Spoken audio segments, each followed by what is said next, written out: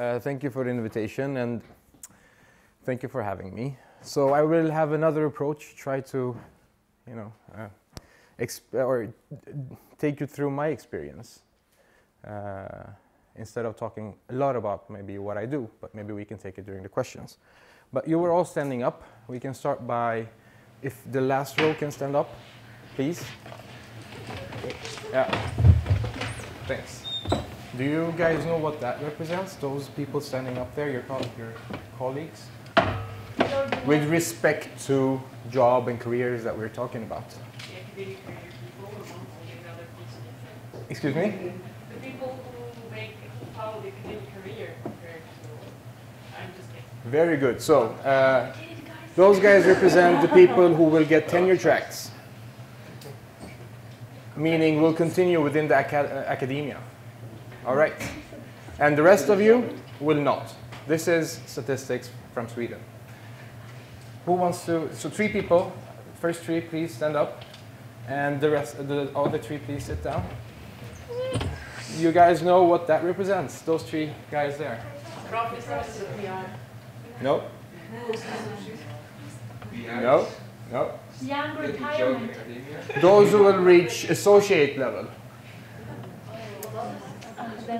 within academia. The rest of you, I don't know what the 3 last people will do, but at least they will not be within that group. Please, if you 2 can sit down, and if you can just bend over like this. What does that represent? And actually even less, you should go down a bit more.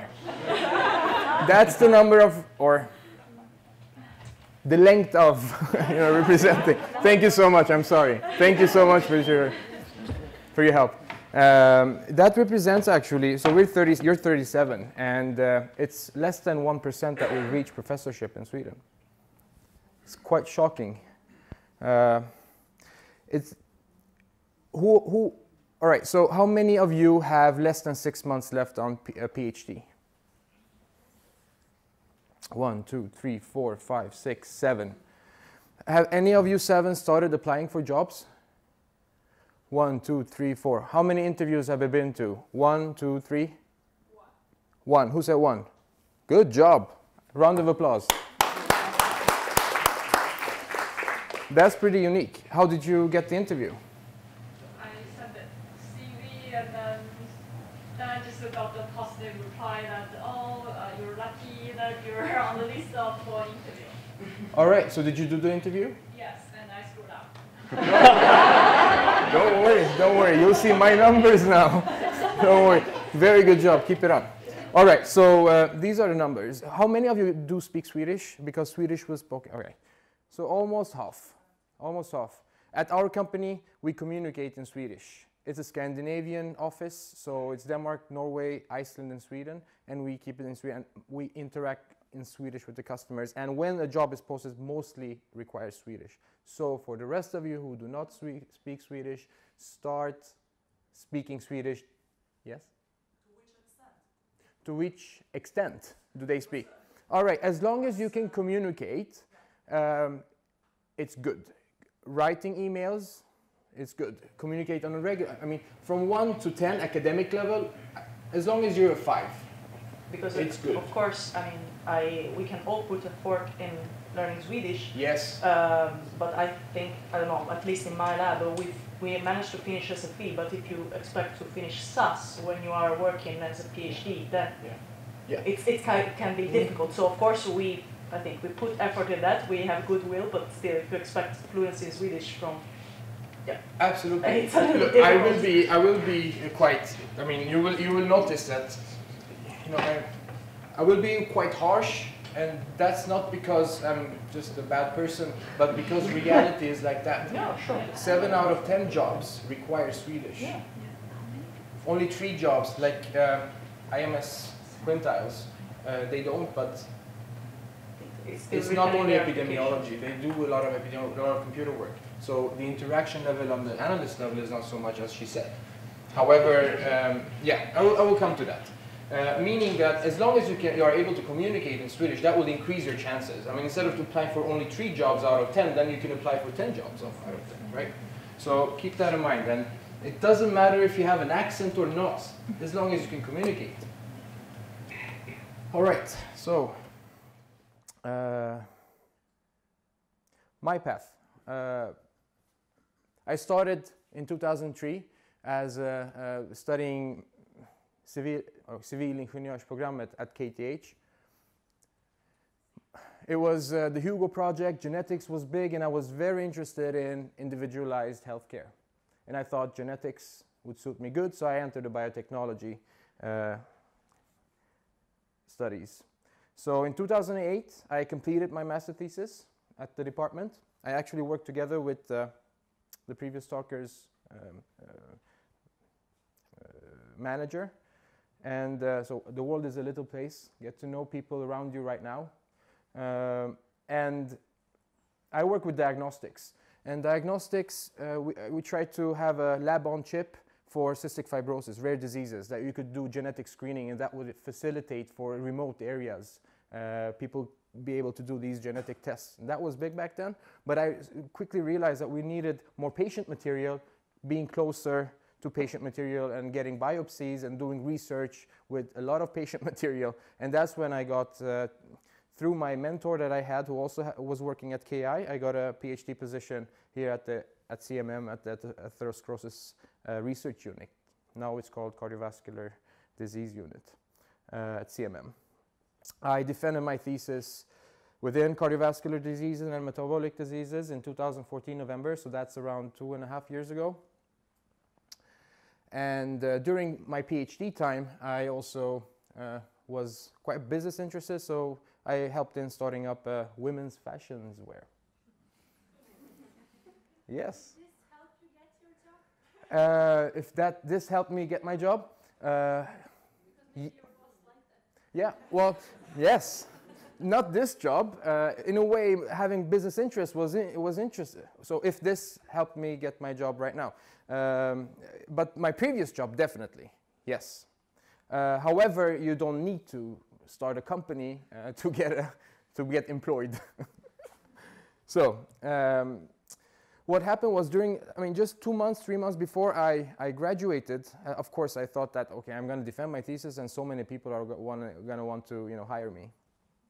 And but I got the chance 3 months before to start a postdoc within the same organization at the same level as with Pfizer financed. So it was an industry postdoc position 1 year that I would do, which I said perfect, and I started it. And after 1 year, completed. The last 2 months of my postdoc, I started applying for jobs, and I was lucky. I liked the idea of doing an industry postdoc. So it was a chance for me to work with AstraZeneca, being at CMM, and doing the same things I was doing at my PhD, during my PhD, but within a consortium, which I was going to be the key person. I mean, we were going to have biobanks from 4 or 5 different countries, and I was going to do the same analysis and then same functional studies that I used to do, right? But I did the interview, and first round, second round, it was 2 left. They chose the other person. Other person knew more about epidemiology and bioinformatics. And that was my first rejection. I felt really bad because I thought that this was the perfect, and if I don't get this job, it's like, what am I doing? I didn't get it. So after a week of feeling bad about myself, I was at my workplace, had just 1 month left of my postdoc without prolongation, and I met my next boss, who offered me to do epidemiological bioinformatics studies on a colorectal cancer patient material. Perfect. Then I would study epidemiology and come back, and have that also. But during this time, I started thinking I wanted to do something else, because I really wanted to combine business and communicating science, but also being without doing lab work, being at the top or a cutting edge level of communicating science. So always being updated within my area. So I will take you to the next step when I took the step to the industry, but a bit personal. Then I'm turning 34 years, so quite common, I think. I have 2 kids, and my wife also does her PhD at SciLife Lab, and she just did her half-time. That's about me, and I think I'm quite, I look quite similar to you guys in age and level, so I needed some security, if I would say, and just not go on 1-to-1 year basis contracts. That was just killing me. All right, so 2016 ended. That's where my second year of postdoc ended, and I started working at a company called Milton Biotech. Max, anybody uses it? Yeah. As an account manager for the Stockholm region up to Umeå. Easy, right? I mean, I finished at the end of July. I started work after 1 week. So from December 2015, I did over 30 job applications, more than interviews with more than 6 companies. I had definitely over 15 interview rounds. I lost the count with more than 20 people. You were talking about consulting, management consultants. I was at one of those companies. I did 4 rounds. You don't have any idea what type of questions they might ask. And then I started going for cold calls and emails for people I knew, and I will get back to this and round it up what I learned about these things. And I was of course at the KI Career Service events. Yes. Can I ask a question? Yes. So how much is important to know people, networking to get this job? Okay. How important is it to network, to know people, to get the job? Absolutely the most important. Of course, you need to back it up with information. You need to back it up with knowledge in the field. Well, everything else, you as a personality. So you're either fit for a position, fit for the group that you will get hired, or you will get hired because you are very knowledgeable, so they can disregard from the. But if you know people, then they know who you are, what you go for. So definitely networking is number 1. And as PhD students, usually, we are regarded as introverts, right? So going to these mingle events and talking, so I won't go in there, but definitely the most important, I think. Yes. About this networking, because I would like to divide this networking into 2 parts. Yes. Personal and professional. Yes. Because with your Facebook friends, you will never talk about like how confident you are at work. Yes. So I wouldn't say like my Facebook friends will trust me for a job. Yes. Then when you're talking about the networking, do you also include like this interpersonal like private life friends, or only like professionally? Okay, so networking she divides into personal and professional. We're talking only about professional networking. So the personal, of course, if you have somebody working at a pharma company that you will want to get at, of course they would know you, and that's very good. However, I'm talking about networking, not only, professionally, not only by going to the mingling events, but, networking with people on LinkedIn, for having positions that you would find interesting at a managerial position that you would like to take a lunch with. Hello, my name is this and that. I enjoy your field because of this and that, and I find it very interesting. I am a researcher. Would you have time to meet with me for lunch, or is it fine if I can pick your brains, right? If you do 5 or 6 of them, 1 will answer, and that person is usually the person who would really help you. And I'm not talking about from air. This happened to me. That's how I got my buyer job. We start there. I have first one comment and then a question. I know 2 persons who found their job through Facebook. Yeah. Because at least 1/3 normally of our friends are maybe in the same field. And they even said it at the beginning of this course. Often companies will first go to their employees and ask, do you know somebody who has the skills for this? So I don't think it's to disregard the Facebook part to say. The other one is, I don't know how it goes for looking for jobs, but if I look at your history, I will think, wow, that's hard. it was not easy. So what I ask myself now, is it because maybe you were really specific on what you wanted to do and maybe you were just focusing on Stockholm? Or because I always think we have the whole world, not just Sweden, I mean the whole Europe, it's everywhere. So the question is, Facebook can be effective, efficient, because then you know people who will first ask the people you know, and they will come to you. Definitely, absolutely. So that's one of the things that I also wanted to stress on, that you might know people who know people. So that's of course good, but it's not, I wouldn't go on Facebook updating my work directly. So that's the idea I had. And secondly, about having the world as a workplace, absolutely. I'm now talking about people who would like to stay, of course, in the area that they are. And I mean, it doesn't mean that it's much easier to get a global job. However, it is a bit easier than to get having a confined region to apply for, of course.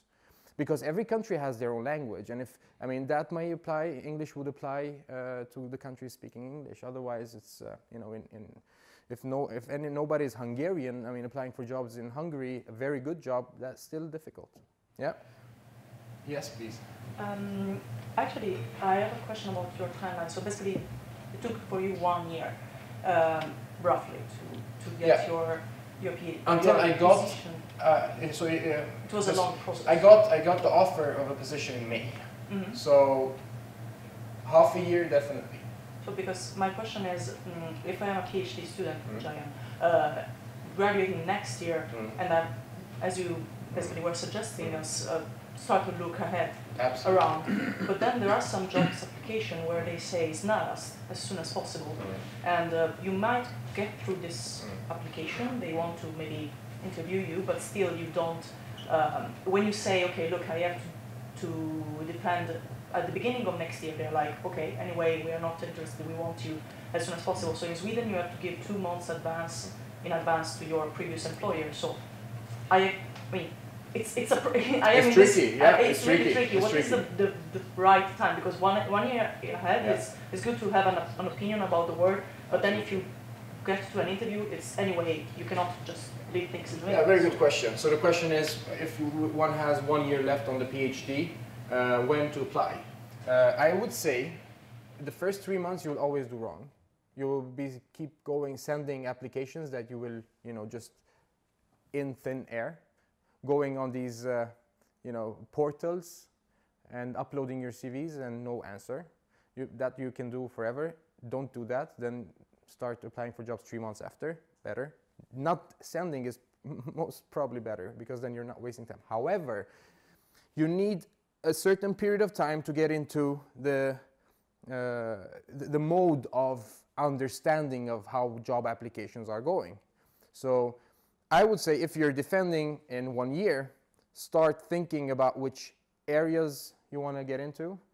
Start thinking about how you're going to get there. Make a blueprint of who of the people are interesting in that area that you can contact. So then you have your mindset, right? And then you can start doing your, you know, hi, can we have a lunch? I'm interested, and within 1 year I'm going to defend. So maybe there will be a place in your department, and, you know. So, but effectively, if you really want a job, you know, I would say 3-4 months ahead of your PhD. Then, of course, if you have some time after your PhD to stay at the lab, usually we have, right? 3-4 months, 5 months, the PI is okay that we stay and continue finishing up our experiments. So I would say start as early as you possibly can. Because I've seen people who are without jobs and applying for jobs for 6 months after the employment has ended, and they thought it was going to be easy. So be on the safe side.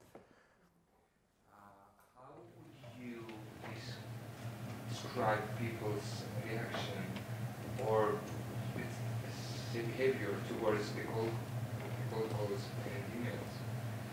I mean, how common actually is that? Yeah. How do people react by cold calls? Many will just maybe never answer you again. Maybe that happened.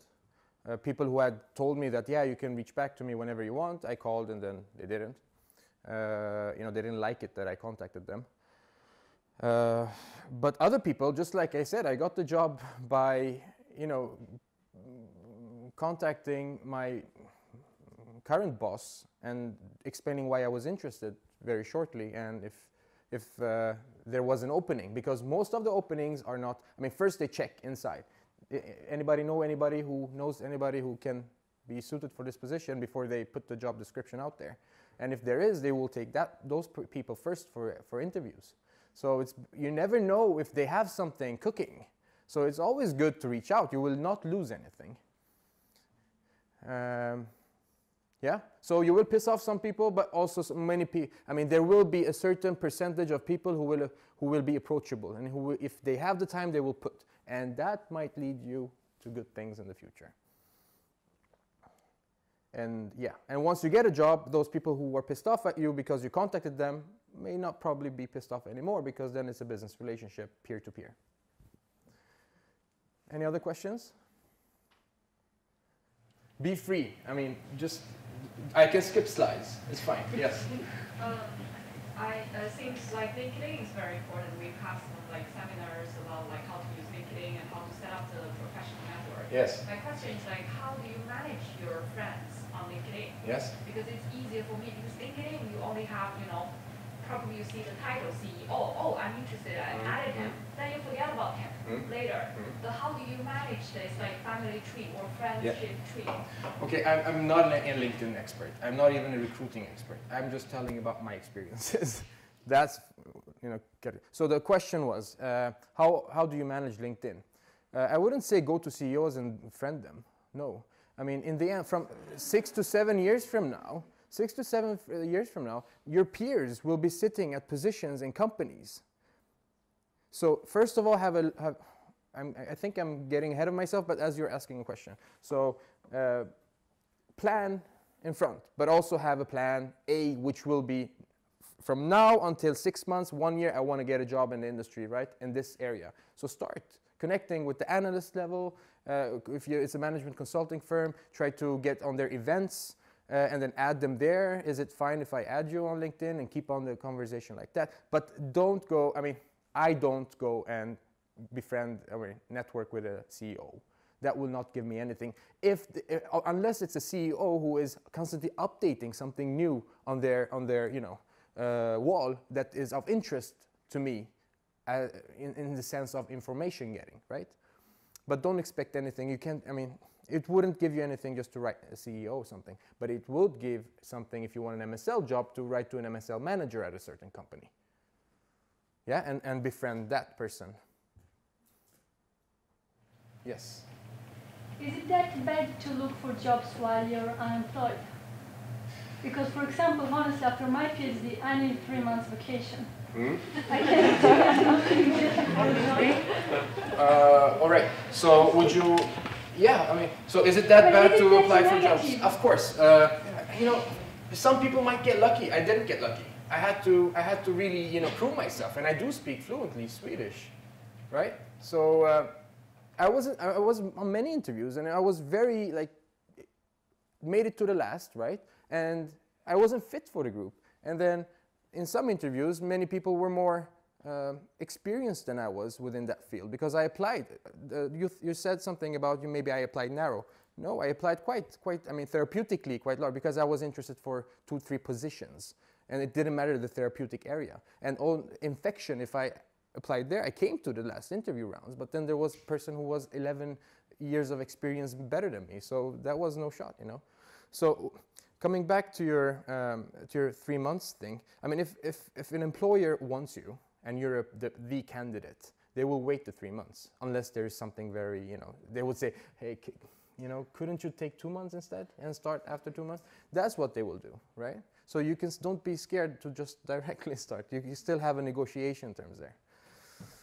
But it's better to have a job after you sit there and sip on your margarita in Mexico, knowing that you can come back to a job, than coming back to job searching, where you don't know what to do. So that's what I'm trying to get across. Yes. How important is it that the research area fits? Because if you have these other jobs, for example, it's asked we need a background in kidney disease, whatever, but you are doing I'm doing now cancer. But I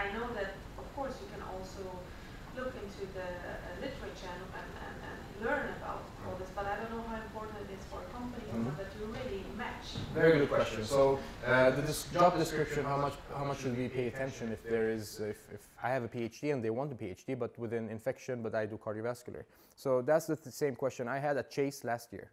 So MSD was there, and Trygve Jung, who was the medical director of MSD, was there, and I had already done my homework, checked which companies were offering positions, and then I came, and I knew who he was, and I said, hey, I applied from their portal. I have applied for this position. How do you, I'm coming from cardiovascular, and you need an MSL within infectious diseases. Do I have a chance? And he said, absolutely. Because you have a PhD, just the same thing. Then I came to the interview round. We did the interviews with 3 medical directors from 3 different countries, and they had 3 last candidates, and one of the candidates happened to be a person who had 11 years of experience within the field. So, of course, if we are both good, personality-wise for the role, but then, the experience level, so it will be so much quicker for that person to come into the job than, because that person was also a researcher. So not that she came directly from another company, but she was doing research. She was doing 6 years of PhD and like 4 years of postdoc or something. So that for them weighed more because she would come into the role quicker than I would. So yes, definitely apply for similar positions within different therapeutic areas. Do you think in this situation, if you're not so desperate for money, you can sell yourself a bit cheaper to get the job anyways? Or you think it's more about the skills and the experience? I didn't get the question. Could you repeat it, please? If you're not very desperate to have a high salary, you can say the person with 11 years experience, I think they will have other expectations on the salary. Okay, so could you have, if you're not so desperate of just having a job and doing, working, that's your drive. And most of the cases, that is the drive. 99% of the cases, you don't take a job for the money. You take it because you're qualified and you would like to work within that. Otherwise, you wouldn't do a PhD. So, but you have a very good point. However, we're looking from the other side. If you're applying for an MSL position, right? And the MSL, say that on average makes a base salary of 50,000 plus bonuses, okay? And then that's what your colleague is earning. And then you come and you say, hey, give me 40,000. That won't work because they wouldn't accept. The standard should be kept within the colleagues depending on years of experience. It's not like 10,000 crowns difference. So it's not a good negotiation point to say, give me less, just give me the job. It won't work. Yeah, they will take you because of your, how good you are and not how less you would get. At least for these bigger, larger companies and any company I have at least interviewed for. Any other questions? It's totally fine. I can skip slides, like I have 15 minutes left, so it's fine. Anyway, so I can take you through quickly here. So 2017, I started at Bayer, and that was how so I met my Miltony job, which I had for 5 months. I met my boss, Jenny Stjernberg, at Chase last year. We had a discussion. I wasn't open for that position, or I had 5 months left on my postdoc. I couldn't finish it because I have to finish my postdoc. They needed somebody now. They took somebody else. But then they transferred that somebody and put it as an application specialist. So the account manager job was still open in May. And I had happened to just LinkedIn her, like, now I can, if you have something, I'm available. And she said, sure. And we had 3 interview rounds, and then I got the job. During that time, my work time, from March to May, I was networking. I was trying to be at the career service events, be there, try to be at as many events as possible. That helped me a lot. And to get another perspective, and be prepared though, you get more back. So what happened was that LinkedIn had contacted a person who at Bayer, my boss now. They didn't have an opening. 3 months into my Miltony in November, he LinkedIn me, are you interested? We have an opening within cardiovascular as an MSL. I said, sure, without any we can go and have a discussion and see what you guys are, what's the job and so on. And they hadn't posted the job yet. So that's how it happened. And then I went through 4 rounds of interviews and I got the job. Still affiliated to KI. I still have my KI card. I still can use the parking. Yeah, so I have still 2 projects that I am helping in, so I'm still publishing. I have 2 publications as first author coming up this year, 3 more publications as a second author. So still, and that I have, it's great. Bayer is great in the sense that they promote it, and Karolinska as well. So that doesn't mean that once you go to the industry that you won't be able to produce anymore publications. All right, Bayer Leverkusen. That's actually once started with people working at Bayer, the football team in Germany. This is the field. I'm not there, no. These are quick, what does Bayer do? In what therapeutic areas are we active in? These are the areas. Any interesting for you guys to note? You can always go into our website, of course, and check, or ask me, LinkedIn me. I will be here on Chase representing the company, so if you are here, so we can talk more face to face. The future Bayer sees is within gene therapy and cellular therapy, within different therapy areas. However, oncology and cardiovascular and neurobiology are highly regarded. Monsanto deal. Anybody heard about this Monsanto company coming into Bayer? So it will happen soon. They have agreed. It's the same thing here.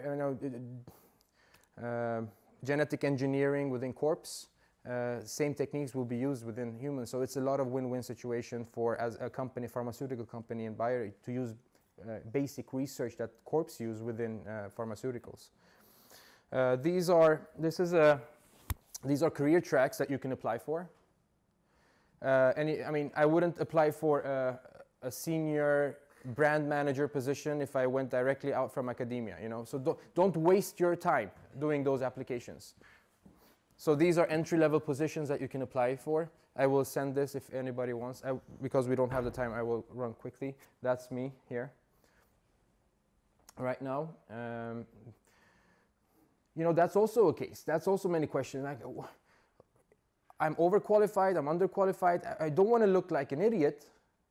If I want to take a job at that company, I'm really interested in the company, and I suddenly send a CV applying for a position, they will not take me seriously for the next time, So you need to be aware, and this comes by preparation.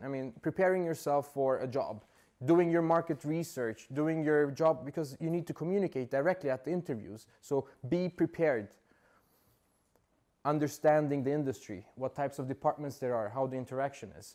And one of the internal roles that I have, the interaction, is that we have several MSLs, so we're 3 MSLs, and including 1 MSL manager. We've got medical advisors. Medical advisors are usually clinicians. Överläkare, they've done the ST and worked within the hospital as a specialist for a while, and then they go to the dark side.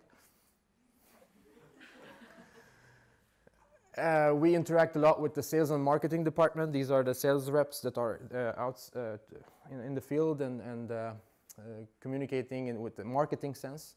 Medical does not market, does not sell. Nothing of my bonuses are based on sales. It's only how good job I do scientifically, communicating science.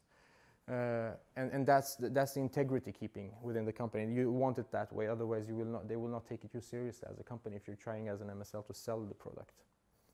If we have a competition, I talk, this is what's good about, cutting edge medicine, instead of talking, this is how good we are. But I will, of course, tell the clinicians they're there to listen to what we've done, which clinical studies we've done. We have, of course, clinical operations part interaction. These are the CRAs that are responsible for the company's clinical studies. They are the monitors.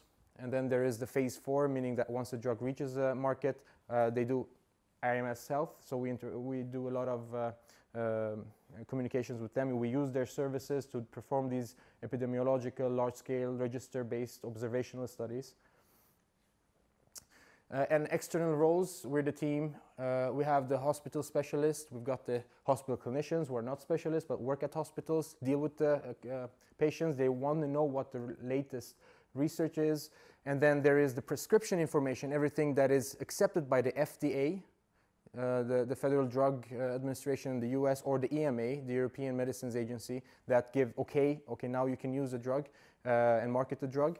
So, but whatever is, for example, published 1 year ago, which is not on the prescription information, the salespeople cannot discuss it. We, as in a medical team, have to go and discuss it. Off-label, that's called. So it's MSLs, the medical team interacts there.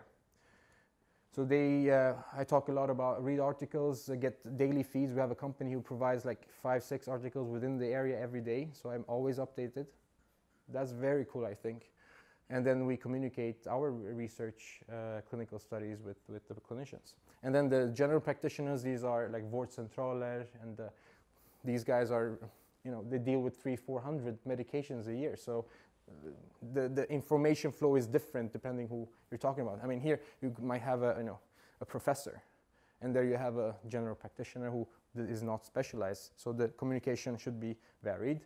What's a KOL? That appears a lot within medical and MSL. KOL is a key opinion leader. That's basically one of these guys or girls or women who is specialized, who is international. So goes to international conferences and holds talks. And we have them on advisory boards to get information. What do you think? What should we do? And so on.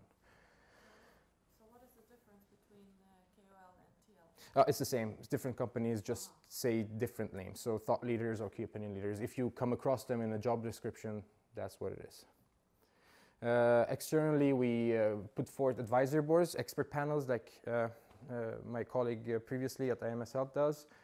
We've got regional meetings. We've got, Sweden is 25 or 21 different regional meetings. We've got national meetings where we gather the scientists, the key opinion leaders, and have educational seminars for the Vårdcentrals. And I go to international or national conferences and keep me updated myself and communicate with clinicians who are there on a medical level. We were discussing what are the career paths for an MSL from medical. So you can be an MSL manager, you can be, and then, ultimately a medical director. You can work for the global company, being a global medical director. That's like the ultimate. And then it can be for Sweden, it can be for the region Scandinavia. So, and then, of course, you don't need to stay in medical. You can always be a brand manager. You can be, so there, within a big pharma company, there are a lot of options one can take. I will just skip the first question. I will ask you, yes, I'm sorry.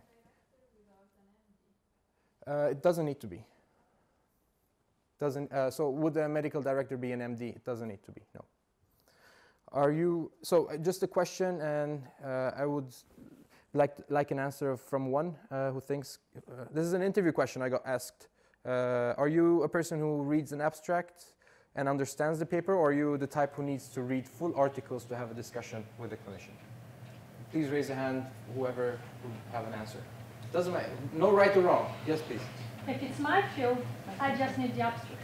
Okay. If it's not my field, but it's linked to my field, yes. I will probably still just need the abstract. But okay. I, for example, don't work in neuroscience. If someone tells me, read a neuroscience-related paper, then yes. it will be like, okay, the abstract doesn't tell me anything. Okay, good question. Let me continue a good answer with the question, if you're working in your field. Yeah, their abstract is enough. Sometimes even the title actually tells you everything. Okay. Okay, that's a good way of looking at it. Sure, I can buy it. Wouldn't be very... that's not the actual thing that happens in my role. Even if I work in my role, I still need to. And because of this fact. So, you've got to communicate with general practitioners, and you communicate with specialists at hospitals, you communicate with acute care people, and then there are pivotal studies that you really need to go detailed and know each and every reference, and then there is these feeds that you get that you can just read the introduction and abstract, and that's it. So if you get a question and if you're applying for a medical position, think about this. All right. My answer for this question was, of course, I could read an abstract and have a communication, but most of the time I would like to read an article if I'm going to talk to a specialist, right? So that's like maybe from 1 to 10. If now that I work within the field, I would rate as maybe 6.78. But my answer that I gave would rate you 10 over 10. All right. So there's always this common misperception, or the thing that I've done my PhD and done, written a thesis. Why should I work as a salesperson? Sure, respectable. there is a difference between sales in biotech and pharma. So in pharma, you don't need a PhD most probably, and you might have some experience, but this is definitely a way for you guys to get in, your foot in, yeah? And this is one of the things, don't have high hopes and high prestige to get the first job. Once you're there, then you can change. You look at me after 5 months. However, Milton was a perfect, very good company with very good management. But I just got my dream job later on.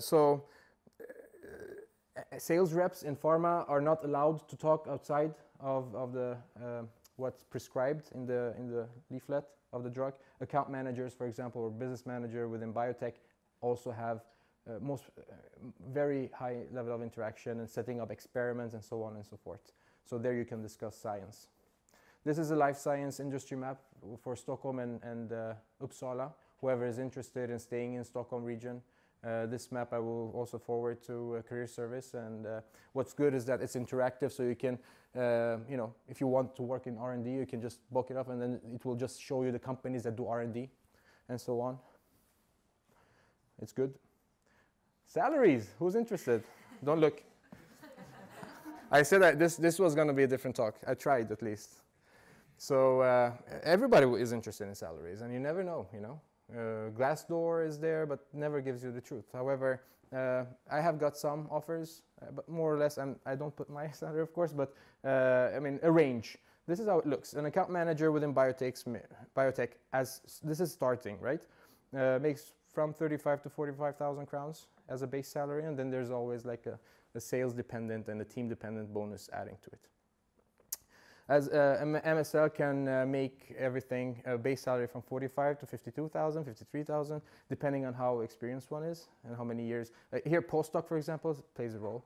Having worked 5 months at a company also plays a role. Then you have experience at least by working at the field if you have been an account manager as I was. I'm talking super fast, but I have to. CRAs, clinical research assist. Yeah. So these are the monitors that go to the sites. They have a base salary of 32 to 40. Quintiles was one of them, but now they're with IMS. But they still have this CRA part. TFS, and many companies. If you want, just contact me and I will provide you with information of these companies. And most of them are stated in this map. All right. Management consultants, entry level could be anything from 35 to 42, with a bonus between 10 to 20% of annual salary. All right. If you want to take home something, do your job. Be prepared. For me, I mean, it took some time, but I got to, the circle was closed because from the day, say December 2015, I was offered my dream job on December 2016. I came up and down, and why the hell did I do a PhD? I could have gone from civil engineer to directly, having a job, and I want now just change course directly and so on. It was a lot of things. However, the circle was closed. So whoever in the future will apply and is having difficulties, don't lose hope. Just keep on. And if you need motivation or experience or ask questions, you can always reach me or other people with similar backgrounds. Yes. A question. Whom did you have as a mentor? So during my study time, my mentor was Jakob Odeberg. He is now a hematologist, ironically, and one of the doctors that I interact with at Karolinska. And he's also a professor at KTH. Oh, so actually, you then your PhD mentor, not some kind of like... No, I mean, he has also started companies. He's got 2 spin-off companies that he has also. So he has got a lot of broad network and respected scientists and businessmen, I think. And he has helped me during my course. And we don't interact so much, but at least once or twice a year. Do your due diligence. That means do your homework. If you want to get into a certain therapeutic area, learn. Just the links that my colleague before me said, these flows are important. Get yourself, dig in. Just as you're reading like for a certain experiment that you're going to do the same thing. That's called market analysis instead of research analysis. Pre-prepared, and then you know the same. I mean, the vocabulary that you're going to use to the people who are going to interview you. That means that it's going to get you closer because the vocabulary is quite different between academia and industry. Yeah. You've got a lot of skills. These are just 22 of them. You definitely have 122 more. And I love to use this slide from you guys because a PhD can take you anywhere. Yeah? And whoever who wants to stay in academia, that's totally fine.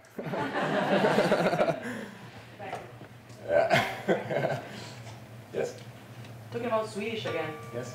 Your CV and your cover letter then must be in Swedish, or because at least talking Swedish is one thing, expressing, I think maybe this can relate to a lot of us. Expressing in Swedish is fine, colloquial level, work level is fine, but then writing a CV and writing a cover letter where you have to really sell yourself in Swedish might be a problem. So do you think that if I apply with my CV and stuff in English, it's going to be like, even if I state that I can express myself in Swedish, it's going to be like whatever I don't believe. Okay, the question is it fine to apply in English even if they required Swedish? Absolutely.